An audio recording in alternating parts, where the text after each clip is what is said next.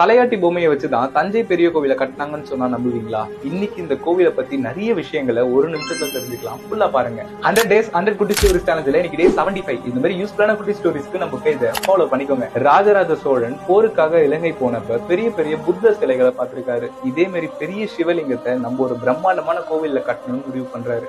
இந்த பிரம்மாண்டமான கோவிலை கட்டி முடிக்கிறதுக்கு தஞ்சை மக்களோட உதவியை கேட்டிருக்காரு. மக்களும் உதவி செய்ய முன் வந்திருக்காங்க. 1,60,000 டன் எடை உள்ள பாறைகளை அந்த காலத்திலேயே யானைகள் மூலியமா புதுக்கோட்டையிலிருந்து இறக்குமதி பண்ணிருக்காரு. இந்த கோவில் கட்டுறதுக்கு முன்னாடி 350 அடி அகலத்துல தோண்டி அதுல மண்ணை நிரப்பி அதுக்கு மேல அஸ்திவாரம் போட்டு கட்டின கோவில் தான் தஞ்சை பெரிய கோவில். இது கிட்டத்தட்ட தலையாட்டி பொம்மையோட ஸ்டைல் தான். அதனாலதான் 1 இல்ல 2 இல்ல 6 நிலநடுக்கத்தை தாண்டி ஒரு ஸ்கிராட்ச் கூட இல்லாம ஸ்டடியா நிக்குது. இந்த கோவில்ல இருக்க ஒவ்வொரு கல்லும் ஒரு வரலாறு சொல்லும். இந்த கோவில் கட்டப்படுறதுக்கு உதவியா இருந்த ஒவ்வொரு மக்களோட பேரும் இந்த கோவில்ல எழுதப்பட்டிருக்கு. இந்த கோவில்ல உள்ள சிவலிங்கத்தோட உயரம் 12 அடி உயிர் எழுத்துக்கள், சிவலிங்க பீடம் 18 அடி மெய் எழுத்துக்கள், இந்த கோபுர உயரம் 216 அடி உயிர்மெய் எழுத்துக்கள், சிவலிங்கத்துக்கும் நந்திக்கும் உள்ள இடைவெளி 247 அடி தமிழோட மொத்த எழுத்துக்கள். இப்பேற்பட்ட கோவில் உலக அதிசயத்துல சேர்க்கப்படல. ஏன்னா இது அதுக்கும் மேல. இந்த ஸ்டோரிய உங்க ஃப்ரெண்ட்ஸ்க்கு கண்டிப்பா ஷேர் பண்ணுங்க. அவங்க கண்டிப்பா தெரிஞ்சுக்கணும்.